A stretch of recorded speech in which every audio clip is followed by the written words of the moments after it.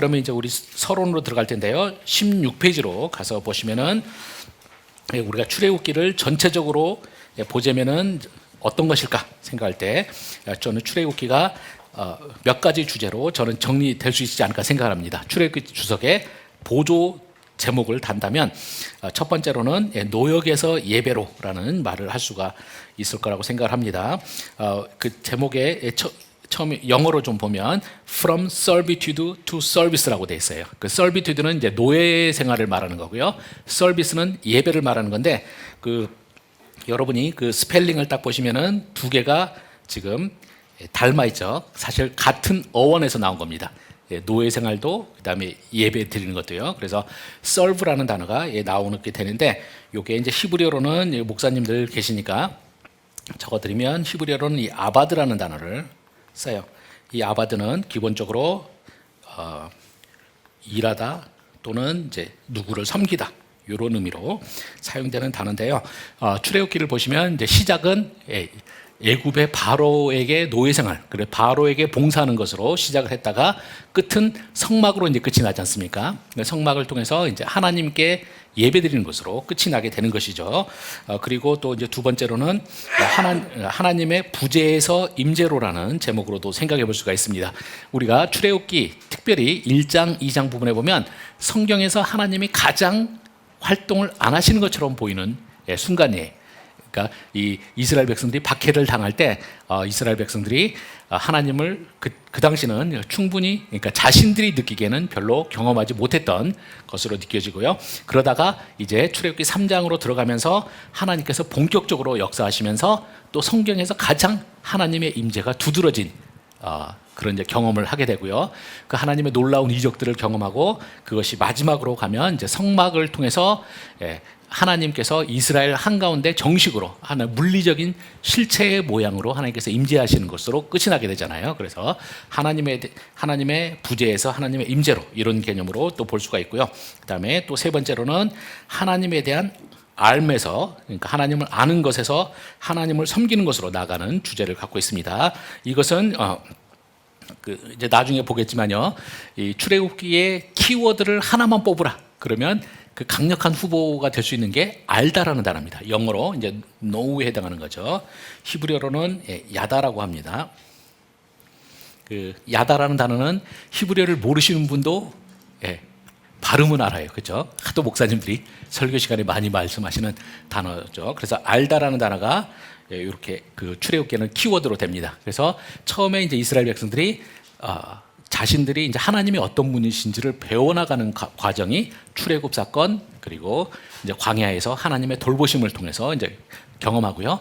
그렇게 하나님을 아는 것이 나중에 이제 하나님과 언약을 맺고 하나님과 함께하게 되는 그 과정으로 됩니다. 그래서 그런 정도가 이제 출애굽기의 전체적인 그림이 되지 않을까 생각을 합니다. 그래서 그런 내용들이 이런 그 주제들, 그러니까 섬기는 것, 그 다음에 하나님과 함께하는 것, 그리고 하나님을 아는 것, 이런 주제들이 출애굽 과정, 그 다음에 광야에서 돌보심, 언약과 율법, 성막 건설 등에 나타납니다. 자, 그리고 이제 책 제목으로 들어가면 책 제목은 히브리어로는 쉐모트라는 이름 쓰는데요. 쉐모트는 뜻이 이름들이라는 뜻입니다. 그래서 names 이렇게 되고요. 그 이름이 나오게 된 것은 그 출애굽기의 첫 시작이 이것은 이름들이다 이렇게 나옵니다. 출애굽기 1장 1절로 가서 보시면은 야곱과 함께 각각 자기 가족을 데리고 애굽에 이른 이스라엘 아들들의 이름은 이러하니라고 되는데 히브리어 어순어로는 이것은이라는 거는 이제 우리말엔 번역이 안 돼 있고 이름은 이라는 부분이 이제 바로 출애굽기의 히브리어로 된 출애굽기의 첫 번째 단어들이죠. 그래서 거기에서 이제 쉐모트라는 이름을 뽑고 있습니다. 그리고 그 다음으로 이제 넘어가서 보시면은 그 17페이지 두 번째 문단에 가서 보시면 우리들이 흔히 알고 있는 출애굽기라는 요 제목은 원래 헬라어에서 나오고요. 헬라어에서 엑소도스라고 하는 거죠. 여러분이 다 뭐 10개라는 영화나 이런 걸 통해서 다 이제 익히 알고 있는 제목인데 엑소도스는 원래 헬라어에서 X는 아웃이라는 뜻이고요. 호도스는 웨이라는, 그러니까 길이라는 뜻입니다. 그래서 나가는 것, 이런 개념으로 이제 되어 있습니다. 그래서 나감이라는 제목으로 되어 있고요.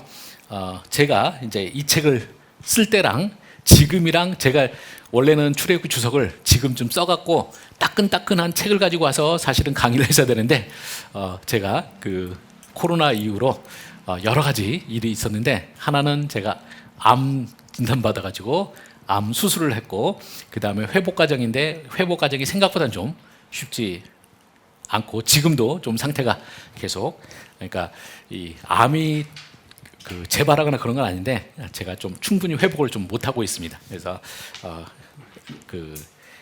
그래서 제가 하여튼 출애굽기 주석을 아직은 제가 이 자료만 모아놓고 쓰지는 못했는데요. 지금은 이 부분은 제가 좀 생각이 좀 많이 달라졌습니다. 제가 새롭게 공부하면서 내가 예전에 이 당시에 철이 없었구나 생각을 좀 했고요. 그때로부터는 이제 발전을 해서 지금은 이 부분은 제가 전혀 이제 다른 내용을 쓸 겁니다. 지금 현재 여기 써 있는 내용은 출애굽기라는 제목이 별로 안 좋다라고 생각을 했습니다. 왜냐하면 출애굽기가 총 40장인데 이 40장에서 출애굽에 대한 내용은 1장부터 15장까지예요. 그러니까 한 3분의 1 정도밖에 안 되는 거죠. 그리고 나머지 내용은 광야 여행, 그리고 시내산 언약, 성막 건설, 그리고 황금성의 사건, 이런 내용으로 있기 때문에 3분의 1밖에 안 되는 내용을 제목을 한 거는 이제 별로다, 이제 제가 이렇게 생각을 했어요. 저도 그때는 제가 좀 더 젊었던 것 같고, 이게 나이가 좀 더 들면은 모든 게 좀 포괄적으로 받아들이게 되잖아요. 그리고 저도 더 보인 거 있어서 제가 요즘에는 입장을 바꿨고, 제가 출애굽 주석 쓰면 다른 내용을 쓸 겁니다. 그래서 반대 정보들 이렇게 써놨는데요. 분명히 출애굽 사건 자체는 1장부터 15장까지 나오지만 그 이후에 지속적으로 출애굽이 이제 하나님과 이스라엘의 관계의 기초가 되는 겁니다. 우리 식으로 말하면 우리가 예수 그리스도를 통해서 구원 얻은 것이 우리 삶의 나머지 모든 삶에 영향을 미치는 것과 마찬가지라고 할 수가 있고요. 이런 내용이 출애굽기 16장 6절, 20장 2절, 29장 45절, 46절 되어 있는데요. 이 본문들을 잠깐 보면 출애굽기 16장 본문은 만나와 메추라기 사건인데요. 거기서 보시면 이렇게 되어 있습니다. 모세와 아론이 온 이스라엘 자손에게 이르되 저녁이 되면 너희가 여호와께서 너희를 애굽 땅에서 인도하여 내셨음을 알 것이요라고 되어 있습니다. 그래서 이제 만나 사건을 통해서 하나님을 경험하는 중에 이스라엘이 되뇌어야 되는 게 뭐냐? 바로 하나님께서 너희들을 애굽에서 이끌어내셨다. 그 출애굽 사건이 기초돼 있는 거죠. 지금 현재 광야에서 하나님의 임재와 돌보심을 경험하는 것이 바로 이제 출애굽이 바탕이 됩니다. 그리고 20장 2절을 가셔서 보시면 이거는 이제 십계명의 서론 역할을 하는 본문인데요.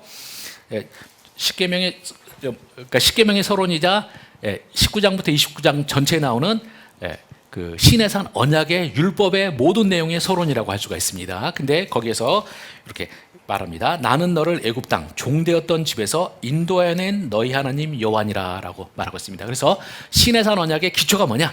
바로 하나님이 너희의 구원자다는 사실을 기초되고 있어요. 그래서 출애굽의 사건이 본질적으로 바탕에 깔려 있는 거고요. 그 다음에 이제 마지막은 출애굽기 29장 45절 46절인데요. 이 본문은 성막에 대한 신학, 하나님의 임재, 성막을 통한 하나님의 임재 신학의 바탕이 되는 내용인데요.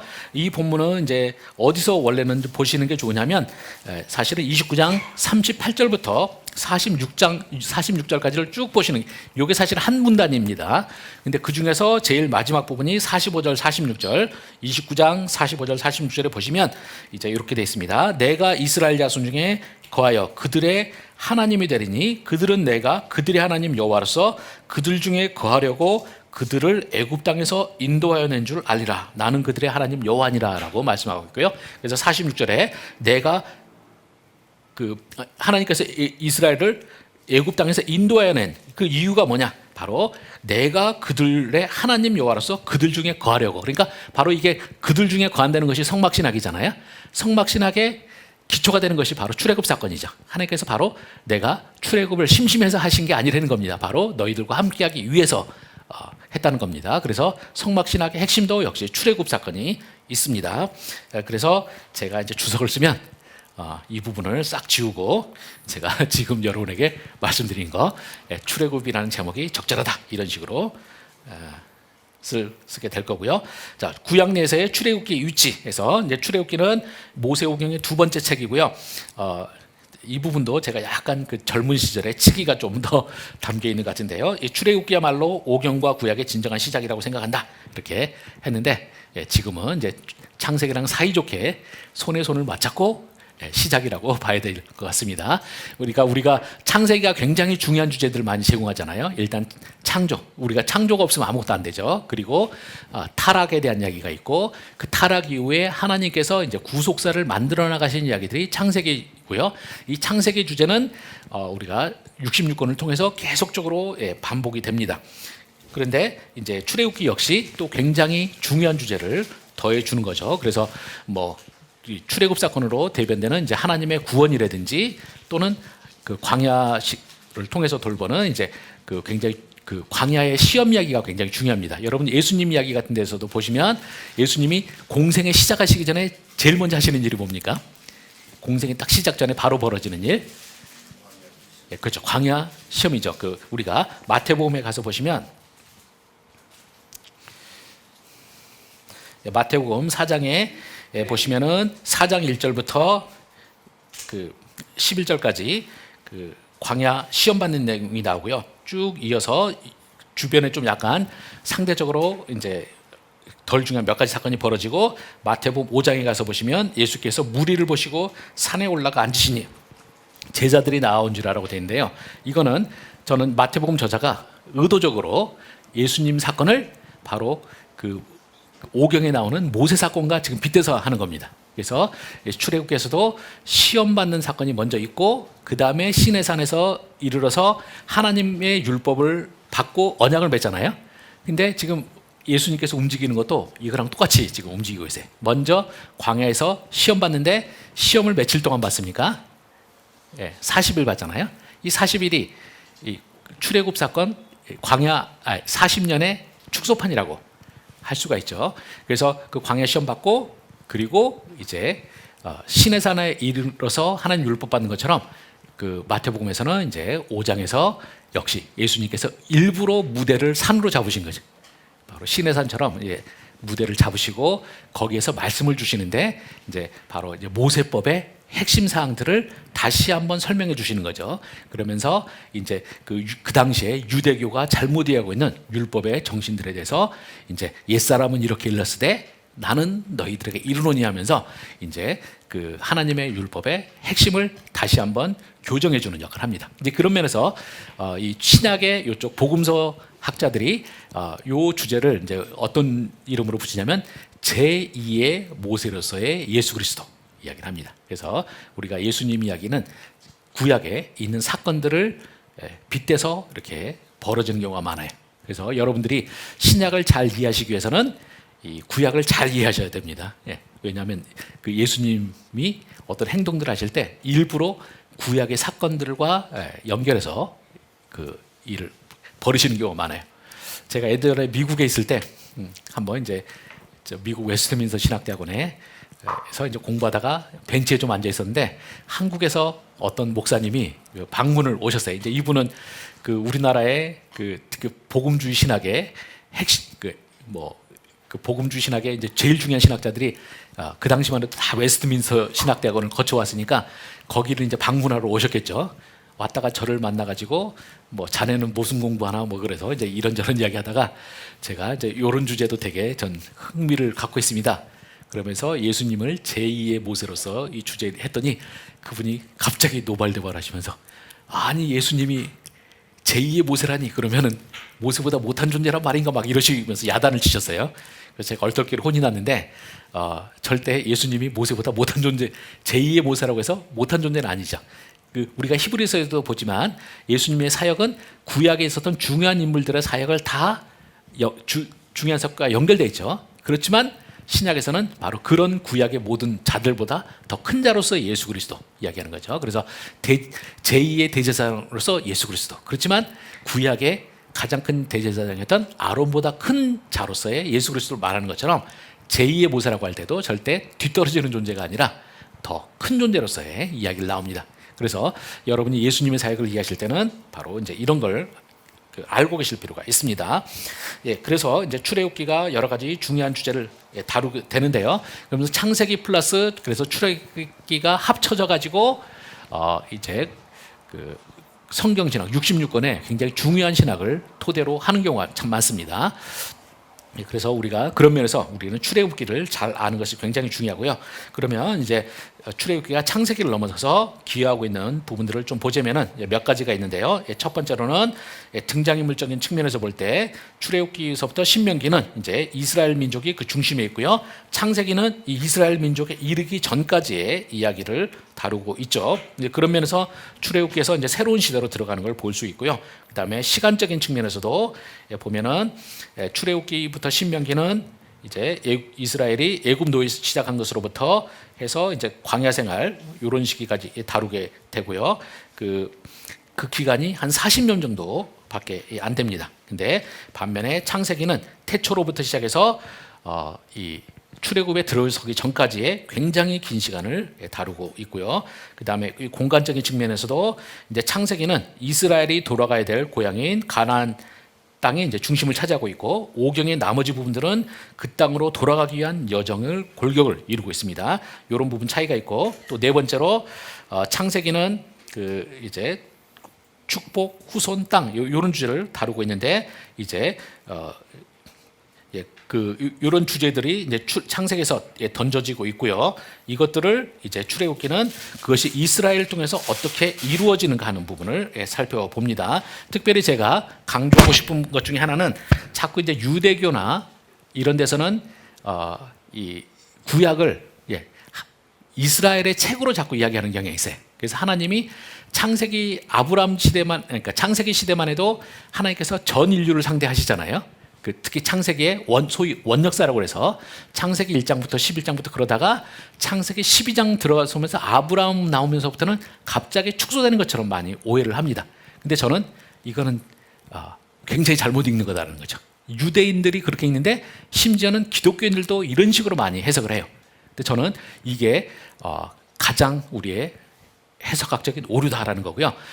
저는 여러분들이 어떻게 이해하셔야 된다고 생각하냐면 저는 우리가 창세기 보시면 제일 처음에 창세기 1장 27절 28절을 통해서 하나님께서 아담에게 주신 것이 바로 그 하나님의 대리 통치자로서 인간이 이제 하나님의 피조 세계 전체를 다스리는 역할이죠. 그리고 그래서 창세기 먼저 본문을 보면 이렇게 되어 있는데요. 하나님이 자기 형상 곧 하나님의 형상대로 사람을 창조하시되 남자와 여자를 창조하시고 하나님이 그들에게 복을 주시며 그들에게 이르시되 생육하고 번성하여 땅에 충만하라 땅을 정복하라 바다의 물고기와 하늘의 새와 땅에 움직이는 모든 생물을 다스리라 라고 되어 있는데 먼저 하나님께서 온 세상을 창조하신 다음에 이제 인간을 대리통치자로 세우십니다. 하나님의 형상이라는 개념은 대리통치 개념으로 이해하시는 것이 가장 적절해. 어떤 면에서 그러냐면요. 이제 고대 페르시아에서는요. 고대 페르시아 같이 고대 대제국을 한번 생각해 보세요. 이렇게 큰 대제국을 할 때 이제 가운데 수사궁에서 이제 통치를 해요. 근데 이 현대 시대는 통치가 굉장히 쉽죠. 저도 이렇게 강의를 할 때 지금은 제가 이 휴대폰을 꺼놨는데 요즘에는 하도 시스템이 발달하다 보니까 제가 학교에서 이제 총신에서 강의할 때는 이걸 꺼놓지는 않아요. 그러면은 수업 시간에도 몇 번이나 비상 메시지 뜨는 거 있잖아요. 소리도 되게 시끄럽게 왕왕왕 이러면서 이제 소리가 막 들려요. 그래서 지금은 무슨 일이 생기면은 그냥 0점 몇 초 내에 모든 사람에게 전 국민에게 다 메시지가 갑니다. 근데 이거는 굉장히 현대적인 현상이고 고대 시대에는 이 수사궁에서 어떤 왕이 통치를 할 때 그러면은 이쪽에 유럽까지 밀치고 이쪽은 이제 인도까지 밀쳤던 이 대제국 같은 걸 생각해 보면요. 여기서 무슨 결정이 내려지면 이것을 전달하려면 이 옛날에는 제일 빠른 게 이제 말 타고 가는 수밖에 없는 거죠. 그래서 이 말 타고 몇 달을 가서 뭘 하면은 그 사이에 또 여기서 왕이 마음을 바꿔버리면 여기서 사신이 말 타고 가는 사이에 또 새로운 말 타고 또 누가 가가지고 또 이제 일 딱 하려고 하면 이제 새로운 사신이 도착해서 그 전 거는 견해 바꿨으니까 이번에 이렇게 해라 이런 식으로 가는 거죠. 굉장히 통치가 힘들어질 수가 있어요. 이 속에서 고대 시대의 왕들이 썼던 효과적으로 통치하는 방식은 바로 형상이라는 개념을 사용한 겁니다. 그래서 먼저 이 형상은 크게 두 가지 형상이 있는데요. 하나는 그 조각상 같은 이런 물리적 형상이 있고요. 또 인간 형상이 있다고 말할 수가 있습니다. 먼저 물리적 형상은 왕이 자기가 통치 영역에 자기의 얼굴을 새긴 그 조각상들을 이렇게 군데군데 심어놔요. 그렇게 되면 사람들이 이걸 보면은 여기가 그 세계에서 가장 강한 페르시아 왕의 통치 영역이구나 이걸 깨달을 수 있어요. 그래서 물리적 형상은 그 통치 영역을 표시해주는 역할을 하게 됩니다. 근데 이 물리적 형상은 영역은 표시해줄 수 있지만 통치를 대신해줄 수는 없잖아요. 그렇다고 해서 왕이 이런 먼 곳까지 가갖고 지방까지 다 본인이 가서 해결할 수도 없어요. 이 속에서 쓰는 게 뭐냐? 바로 인간 형상입니다. 바로 자신의 권한을 다 준 총독이나 이런 사람들을 보내갖고 각 지역을 관리하게 하는 거죠. 이때 이 총리나 이런 사람은 중앙에 있는 페르시아 왕의 통치의 권한이나 이 모든 것을 자기가 그러니까 그 대리 통치를 하게 되는 것이죠. 이게 바로 형상 개념이고요. 그래서 하나님이 사람을 자신의 모양과 형상으로 만드셨다 할 때 그 의미는 바로 하나님의 통치 영역 표시이자 대리 통치 역할을 하는 겁니다. 이게 이제 하나님께서 창조 때 주셨던 거죠. 그래서 하나님께서 자신의 대리 통치자인 아담과 하와에게 하시면서 이제 먼저 복을 주십니다. 복을 주면서 그 다음에 땅에 충만하라, 땅을 정복하라 이런 식으로 해서 땅에 대한 이야기를 하시고요. 그 다음에 또 생육하고 번성하라는 말씀하시죠. 그러니까 크게 이것을 보통 삼중 축복이라고 합니다. 처음에는 복을 주시는 거, 그 다음에 후손 땅, 요 주제가 나와 있습니다. 이렇게 하나님께서 처음에 아담에게 이걸 주셨고요.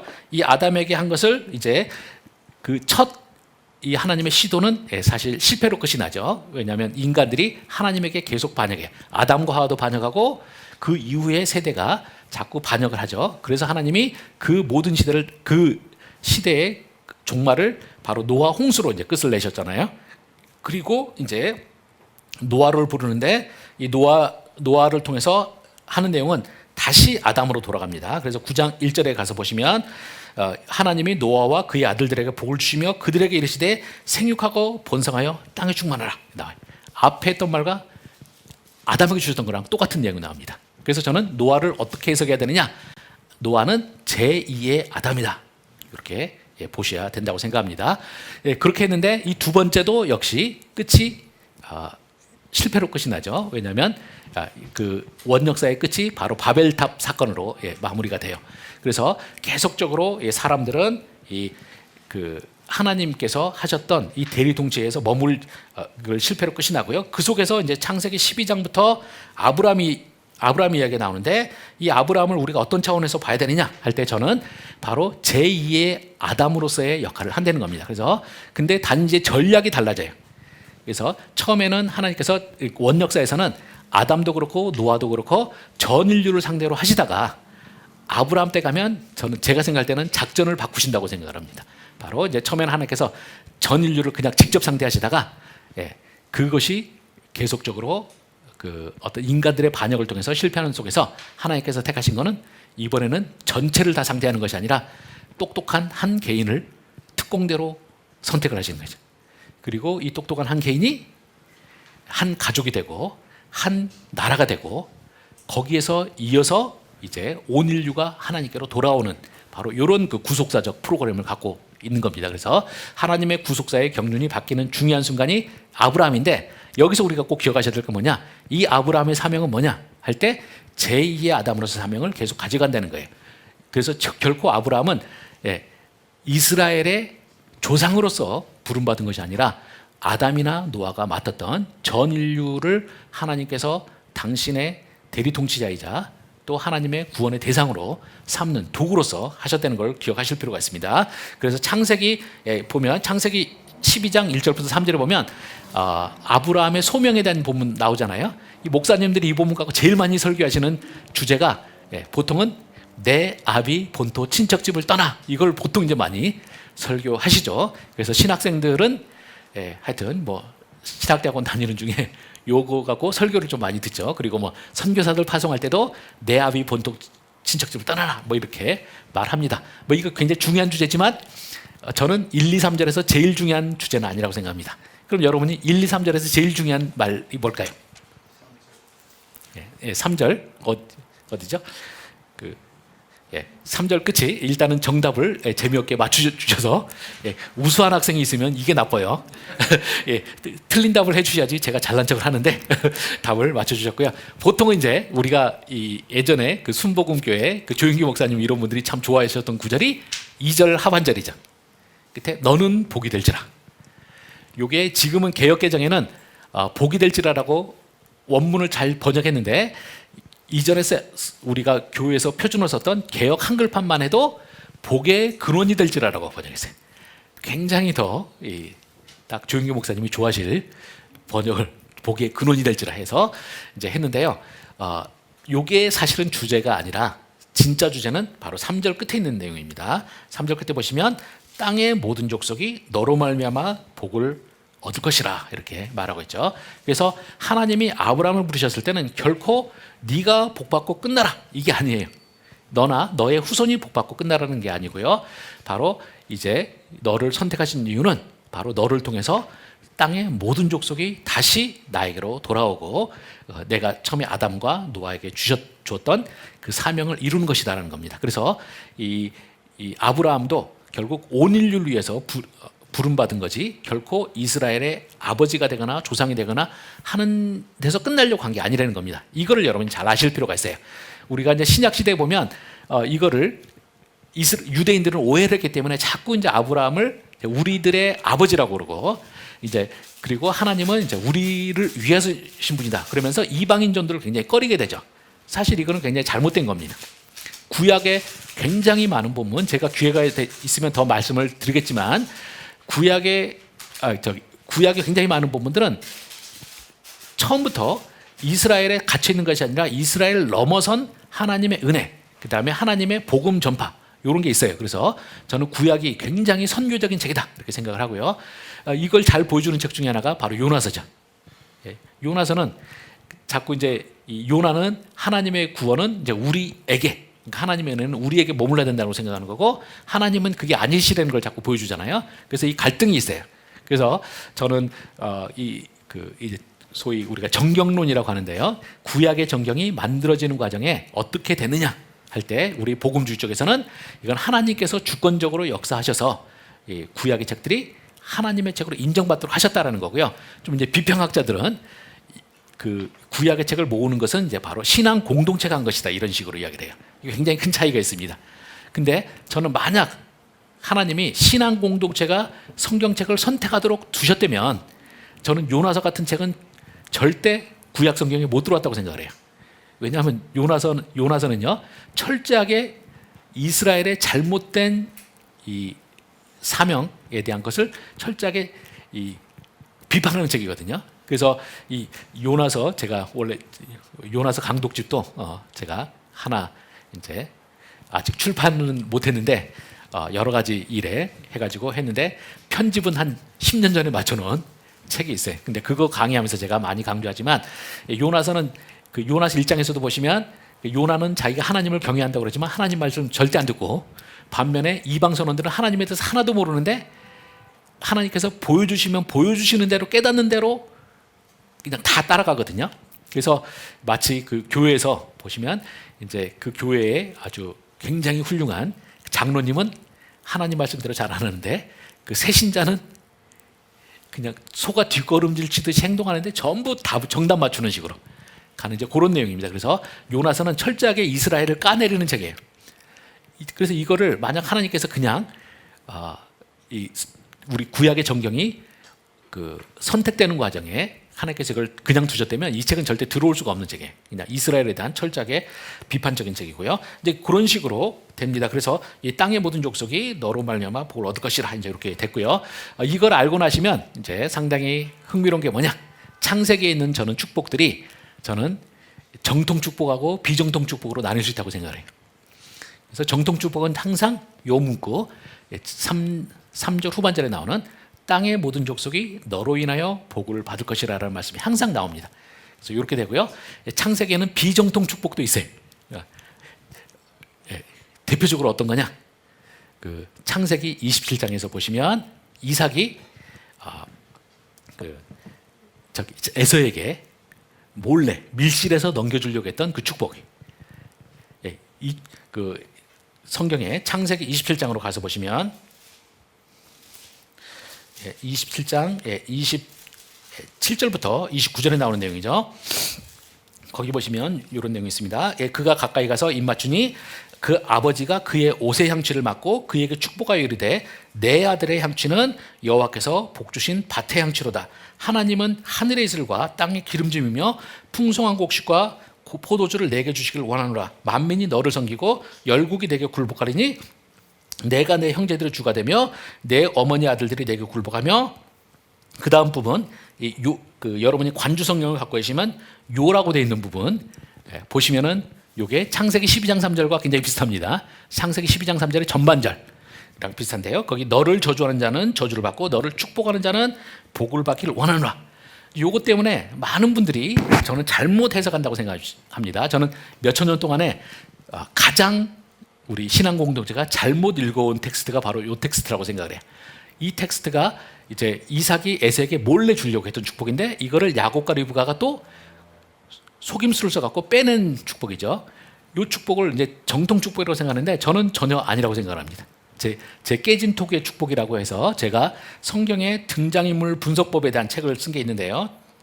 책 제목이 깨진 토기의 축복.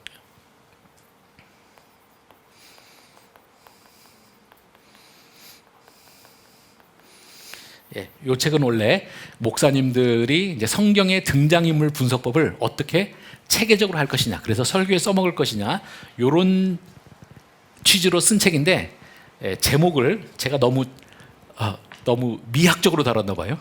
깨진 토끼 축복이라고 했더니 아무도 무슨 책인지 몰라서 사보질 않아요. 본 사람들은 다 좋다는데 일단은 안 봅니다. 그래서 제가 책 제목을 바꿔서 낼까 지금 생각 중이에요. 설교를 위한 성경 등장인물 해석법, 이런 식으로 할까 생각하는데요. 거기서 제가 자세하게 다뤄놨는데 이 축복은 절대 정통적이지 못하다는 겁니다. 왜냐? 이 하나님께서 아브라함에게 주셨던 정통 축복은 항상 아브라함 자신이 복받고 끝나는 것이 아니라 복의 통로가 되는 거죠. 그래서 땅의 모든 족속이 너로 인하여 복을 받는다. 요게 나오고요. 여기 창세기 27장에 나오는 이삭이 에서에게 몰래 주려고 했던 축복은 승자 독식 개념의 축복이에요. 모든 사람이 다 너에게 절하고 한다, 이런 식으로 가게 됩니다. 그래서 이거는 문제가 있는 축복이고요. 이거를 알 수가 있는 게 뭐냐? 바로 27장에서 이렇게 했던 이 축복을 말고, 이 축복은 이제 문제가 있고요. 28장으로 가서 보시면 이 야곱이 도망갈 때 하나님께서 베델에서 직접 하나님께서 나타나셔서 다시 야곱에게 축복을 정정해 주시는 게 나오는데요. 그 정정해 준 축복을 보시면 그 28장 13절, 14절, 15절에 나오는데 거기서 14절 보시면은 이렇게 돼 있죠. 내 자손이 땅의 티끌같이 되어 내가 서쪽과 동쪽과 북쪽과 남쪽으로 퍼져나갈지며 땅의 모든 족속이 너와 내 모든 족속으로 말미암아 복을 받으리라라고 돼 있어요. 그래서 하나님의 입에서 직접 나온 말씀은 항상 이렇게 땅의 모든 족속이 너로 인하여 복을 얻을 것이라 라고 나옵니다. 그래서 이런 식으로 되고요. 그래서 아브라함이 받았던 소명 역시 이제 아브라함과 노아가 마찬가지로 땅의 모든 인류가 하나님의 구원을 받도록 하는 도구로서 하나님께서 부르셨던 거라는 걸 우리가 잊어서는 안 되는 거죠. 바로 구약이 실패하는 이유는 뭐냐? 바로 이스라엘이 이 사명을 잊어버리고 자꾸 하나님을 우리만의 하나님으로 보고 자꾸 이방인을 배제시켰어요. 근데 이거는 성경의 압도적인, 구약 성경의 압도적인 증거와 위배됩니다. 제가 이 이야기는 출애굽기를 강의하면서 내내 다시 반복해서 이야기할 수밖에 없는 주제가 될 거예요. 자, 그렇게 이제 우리가 보셔야 된다는 겁니다. 여러분이 이제 제가 여기까지 하면 제가 이제 궁금해서 이게 왜 과연 비정통 축복인지, 그리고 이 축복은 실패한 축복인지가 궁금해하실 텐데 제가 그걸 하면 또 시간이 굉장히 많이 가니까 일단 요 정도 하겠고요. 나중에 혹시 기회가 되면 제가 거기에 대해서는 자세하게 다루겠습니다. 제가 굉장히 많은 데이터로 이것을 정통축복이라고 생각하시는 분들에게 제가 반박할 수는 있습니다. 자, 그래서 이제 그렇게 되고요. 이제 이것을 아브라함이 해서 이제 그 출애굽기서부터는 이제 아브라함의 후손으로서 이제 이것을 이스라엘을 이어받는데, 우리가 이스라엘을 이해할 때도 저는 이 포인트가 계속 가야 되는 겁니다. 그래서 땅의 모든 족속이 너로 인하여 복을 받으리라는 이 사명을 위해서 이스라엘이 부름받았다는 거고요. 그래서 결코 출애굽기서부터 이제 신명기까지를 우리가 잘못 보면은 하나님이 자꾸 이스라엘만 상대하고 이스라엘을 위해서 애굽도 벌하시고 이방인도 벌하시고 이런 식으로 우리가 읽기 쉬워요. 근데 결코 그렇지 않습니다. 하나님은 이미 그 오경 내에서도 많은 이방인들을 포괄하시려고 하셨고요. 이 모든 이방인들을 위한 선교의 도구로서 이스라엘을 선택하셨다는 것, 이 관점을 절대 잊으시면 안 됩니다. 이 이야기는 제가 이제 출애굽기의 많은 본문을 통해서 계속적으로 이야기를 나누도록 하게 될 겁니다. 어찌됐건 이제 우리가 그래서 저는 이 이스라엘은 바로 이제 아담부터 내려오는 그 사명의 그 계승자다, 이런 차원에서 우리가 봐야 된다는 거고요. 그리고 또 이제 오경에 그리고 이런 주제가 이제 구약부터 신약까지 계속 흘러가는 또 하나의 통로가 되는 거고, 그다음에 이제 오경의 가장 큰 부분 중에 하나가 이제 율법 부분 나오는데요. 이 율법은 이제 창세기는 전혀 안 나오는데 이 출애굽기에서 이제 제일 잘 다루고 있는 부분이죠. 그래서 우리가 신약까지 이어지는 모든 하나님의 백성의 삶의 지침이 바로 율법이에요. 그래서 율법을 잘 아는 것이 중요하고요.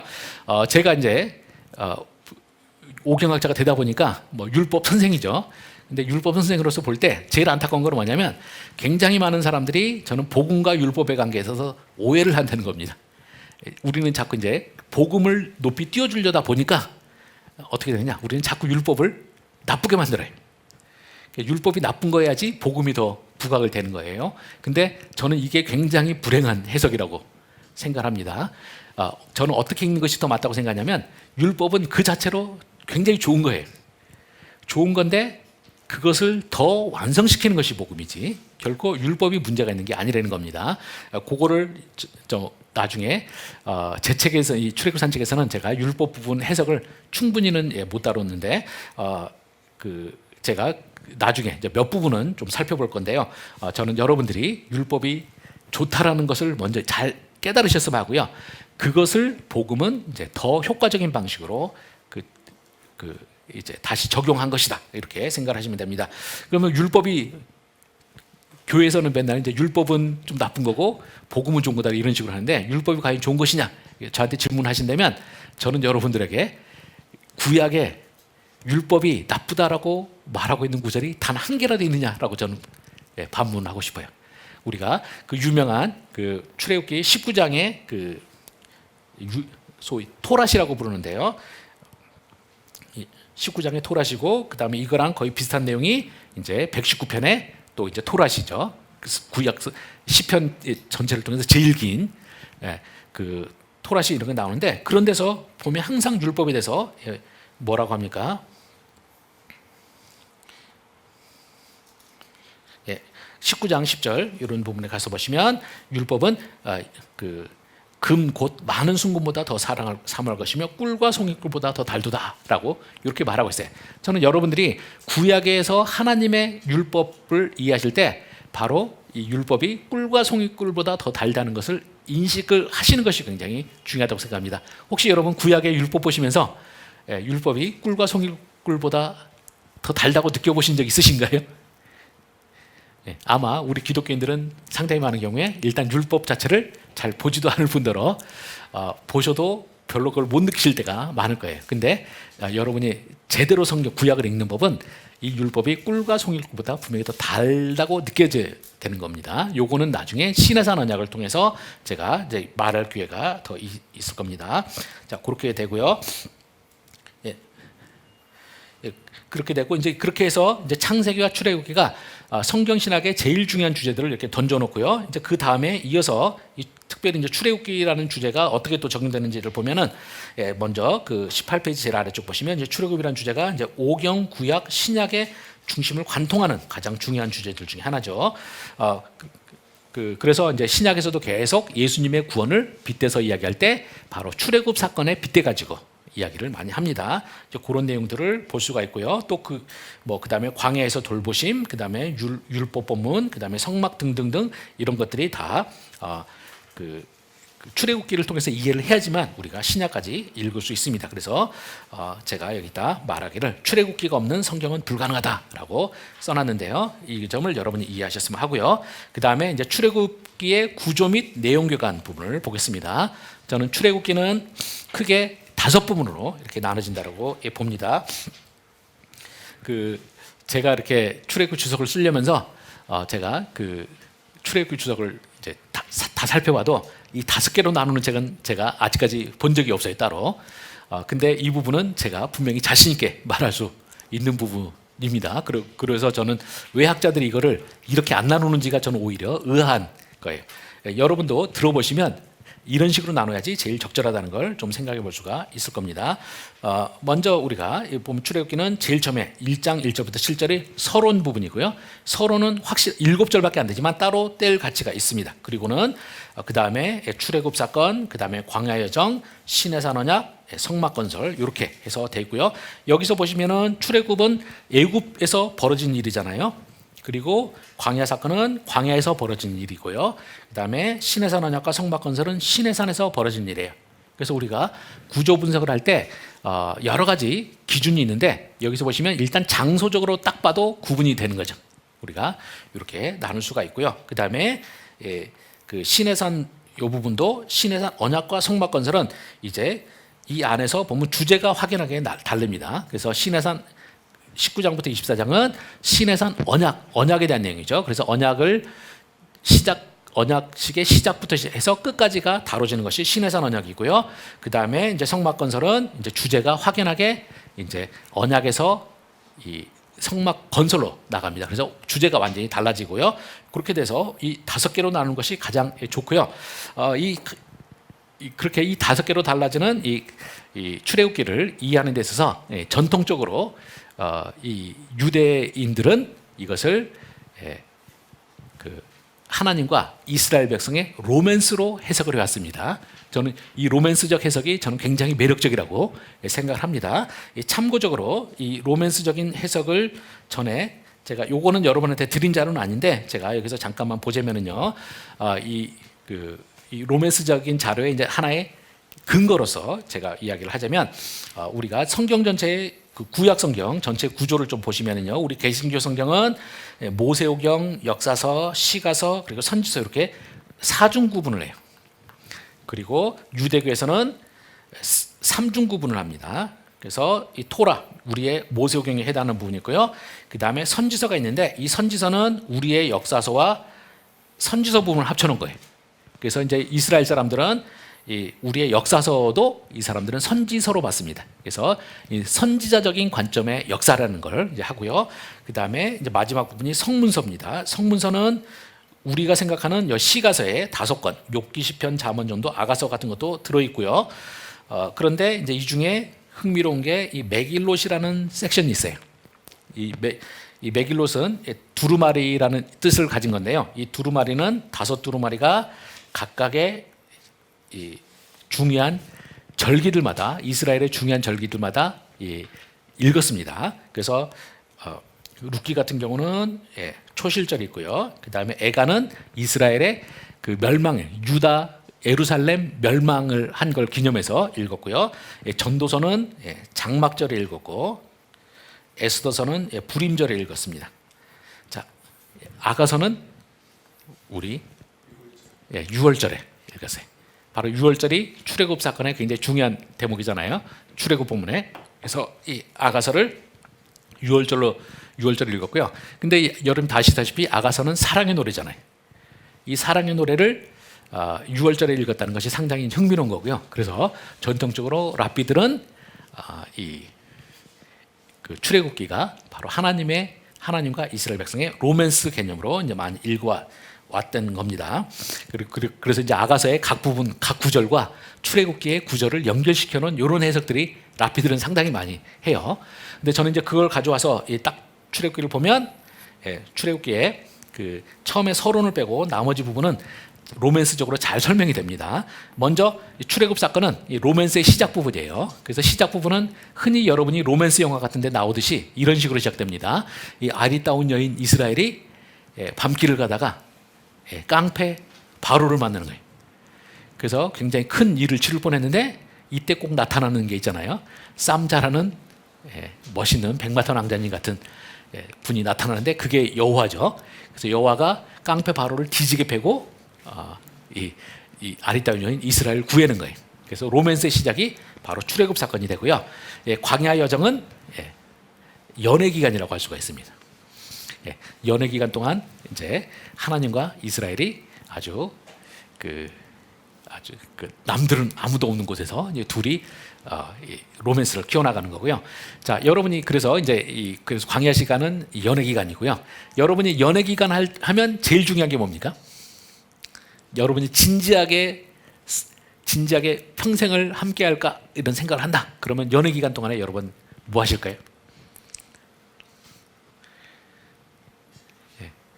연애를 안 해보셨군요, 이게. 뭐 이렇게 온갖 여러 가지 떠오르시겠지만, 이 기간에, 연애 기간에 제일 중요한 게 시험입니다, 시험. 뭐냐면, 바로 이 사람이 내가 평생을 함께 할 만한 성품이라든지 또는 어떤 그 중요한 어떤 인간으로서 갖춰야 될 그걸 갖추고 있나, 이걸 확인하는 과정이 굉장히 중요하죠. 그래서 이 광야 신학의 핵심 단어가 뭐냐? 바로 시험이에요. 히브리어로 나사라고 하는 단어를 쓰는데요.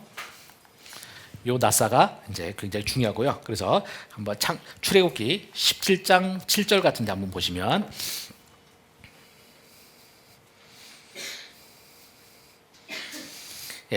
그 마스아 또는 무리바 사건 거기에서 보면 이렇게 됐습니다.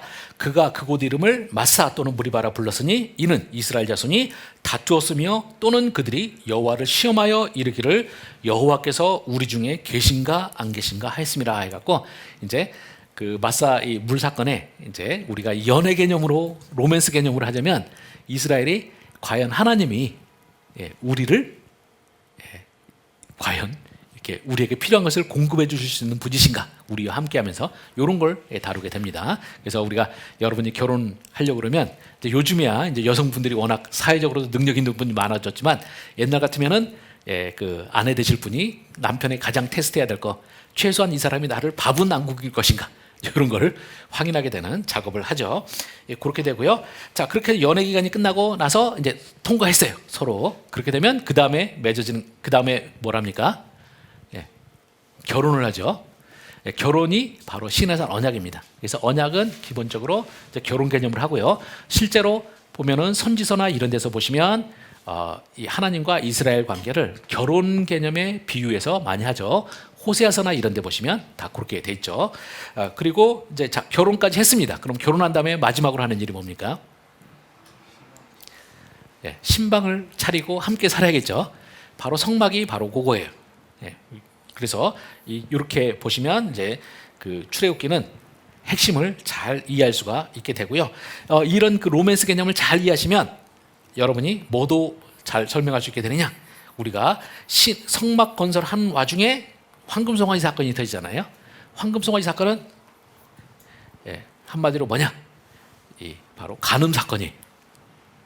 그래서 이때 하나님이 그 황금송아지 사건이 벌어졌을 때 하나님께서 정말 심하게 진노하시고요.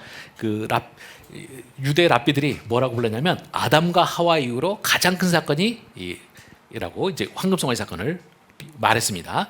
왜 그러냐면 출애굽기 32장 10절을 한번 가서 보시면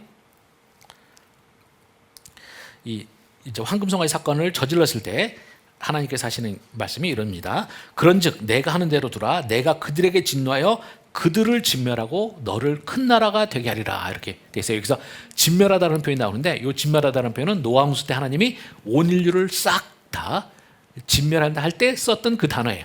그러니까 하나님이 이 노아 홍수를 통해서 완전히 인류를 멸절시키셨던 것처럼 이스라엘을 내가 다 멸절시키겠다. 이렇게 하나님께서 말씀하셨습니다. 그럼 왜 그러느냐 할 때 이제 여러 가지 이야기를 할 수가 있는데요. 황금송아지 사건이 딱 시기를 보시면은요. 이 19장에서 24장까지 이제 언약을 결혼식을 하나님과 치렀어요.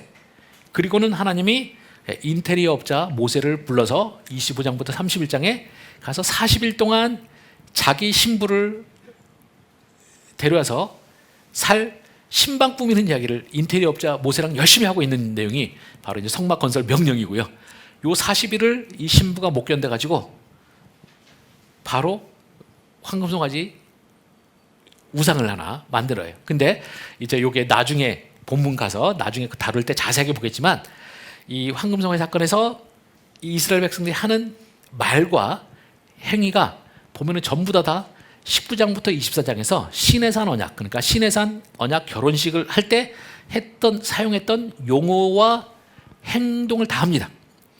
그래서 제가 간단하게 이 간음 사건을 뭐라고 할 수 있냐면 그 결혼식을 다시 한번 하는 거예요. 그래서 자기 신랑이 인테리어업자 만나고 있는 사이에 신부가 결혼식을 똑같이 결혼식하고 결혼식 그 과정에 있었던 뭐 결혼 서약서 뭐 이런 거 다 똑같이 하는 겁니다. 이거를 만약 신랑이 여러분 현실에서 이런 일을 당했다고 해보세요. 과연 자기 배우자가 자기랑 결혼했는데 그 똑같은 결혼, 똑같은 반지, 똑같은 장소 이용해갖고 결혼식을 다시 한번 했다. 그러면 어떻게 될까요? 살인 사건 안 나는 게 희한할 정도로 되는 거죠. 그게 바로 황금송아지 사건이에요. 그래서 우리가 하나님이 보면은 이제 우리가 이런 맥락을 모르면 하나님이 너무나 과도하게 화를 내신다 이렇게 여기실 수가 있는데요. 맥락을 보면 하나님의 진노는 충분히 정당화될 수 있는 겁니다. 그래서 완전히 끝날 뻔했는데 여기서 이 모세의 엄청나게 탁월한 중보기도 그리고 이 모세가 중보기도를 할 수 있도록 만들어 주신 하나님의 숨은 은혜가 결합돼서 결국 이스라엘은 용서를 받고 다시 언약이 회복되고 그러고 나서야 이제 성막이 지어진 다음에 이제 하나님과 이스라엘이 함께 이제 그러니까 동행하는 이야기로 끝이 납니다. 그래서 출애굽기 제일 마지막을 좀 보시면 혹시 나중에라도 시간을 잘못 맞추면 제가 출애굽기 마지막 구절을 본 것으로 출애굽기 다 가르쳤다라고 이제 핑계 대기 위해서 한번 읽어보자면요. 이렇게 됩니다. 출애굽기 40장 34절부터 38절 부분 거기서 보시면 이제 34절 35절에서는 성막이 완성되고 나니까 이제 여호와의 영광이 성막 위에 임해요. 이후에는 하나님의 임재를 나타내는 거고요. 그리고 나서 36절부터 38절까지 보면 이런 내용 나옵니다. 구름이 성막 위에서 떠오를 때는 이스라엘 자손이 그 모든 행진하는 길에 앞으로 나아갔고 구름이 떠오르지 않을 때는 떠오르는 날까지 나아가지 아니하였으며 낮에는 여호와의 구름이 성막 위에 있고 밤에는 불이 그 구름 가운데 있음을 이스라엘 온 족속이 그 모든 행진하는 길에서 그들의 눈으로 보았더라라고 되어 있어요. 이 본문은 한 번 벌어진 사건을 하는 게 아니고요. 습관적 그러니까 지속적으로 해댔던 행위를 나타냅니다. 제가 영어를 잠깐 하자면 영어에서 과거의 습관을 나타내는 조동사가 있죠. would라는 거 또는 used라는 표현을 쓰면 요거는 뭐뭐 하곤 했다 이런 식으로 해석되는 거죠. 그래서 한 번 일어난 일이 아니라 지속적으로 벌어진 일을 요 세 절이 다루는데요. 요 세 절은 당연히 출애굽기의 시간 프레임을 넘어서 가지고 광야 시기에 이스라엘이 하나님과 어떤 식으로 동행했느냐를 보여주는 사건이에요. 그래서 출애굽의 끝은 마치 그 동화 같은 데 보면 이제 그리고 그렇게 해서 왕자와 공주는 행복하게 오래오래 행복하게 잘 살았습니다. 이런 식으로. 그래서 출애굽기는 그런 식으로 끝이 난 책입니다. 그래서 그 처음에 그 로맨스가 시작해서 마지막은 굉장히 행복한 동거를 하는 쪽으로 그리고 있습니다. 물론 우리가 이제 속으로 들여다보면 행복하지 않은 순간도 많았지만 이스라엘에 하도 계속 사고 쳐가지고 그렇지만 이제 하나님께서는 이 부분을 이렇게 아름답게 목가적인 분위기로 딱 하고 끝이 났다는 겁니다. 그게 이제 출애굽기의 전체적인 구조라고 할 수가 있습니다. 자, 제가 시간을 맞추려고 노력을 해서 잘 했는데요. 자, 여기까지 혹시 질문사항 같은 게 있으시면 해주시면 좋겠고요. 그 인물에 대해서 책이 뭐라고 했죠? 깨진 뭐라고요? 깨진 토기의 축복이요. 토기의 축복이요? 네. 이거 시중에서 살 수 있습니까? 예, 있습니다. 예. 깨진 토기의 축복. 예, 제가 이거를 제가 너무 신학적으로 감동받아 갖고 그거를 제가 이제 거기서 모티프를 해서 했는데 사람들이 제 책을 읽지 않으면 또 모르잖아요. 그래서 이 제가 진짜 제목을 바꿔야 되나 생각을 했는데요. 깨진 토끼 축복이라는 제목 어디서 나온 거냐면 예레미야서 18장 1절부터 4절에 보시면 이제 하나님께서 예레미야에게 이제 말씀하시는데 이제 네가 토기장의 집으로 가서 배우라 이렇게 말합니다. 그래서 예레미야가 그 집으로 갔더니 마침 토기를 만들던 토기가 토기장의 손에서 제대로 안 만들어지고 그릇이 망가져요. 망가지고 나니까 그 18장 4절에서 보시면 진흙으로 만든 그릇이 토기장의 손에서 터짐에 그가 그것으로 자기 의견에 좋은 대로 다른 그릇을 만들었더라라고 되어 있는데요. 저는 창세기가 보면은 사람들의 실패 연속이잖아요. 계속 실패하는데 그 실패한 사람들을 하나님께서 마치 그 토기장이 말 안 듣고 버티다가 이제 망가져 버리는 거죠. 망가졌을 때 하나님은 그 흙으로 그릇을 만지다가 그 그릇을 흙을 폐기하지 않으시고 다시 그 흙을 취해서 다시 하나님께서 결국 당신의 뜻에 옛날 번역으로 하면 선한 자기의 뜻에 선한 대로 만드셨더라는 거죠. 저는 이게 우리 인간이 하나님 앞에서 가질 수 있는 희망이라고 생각을 했습니다. 우리도 인생하면서 하나님 앞에서 망가질 때가 많잖아요.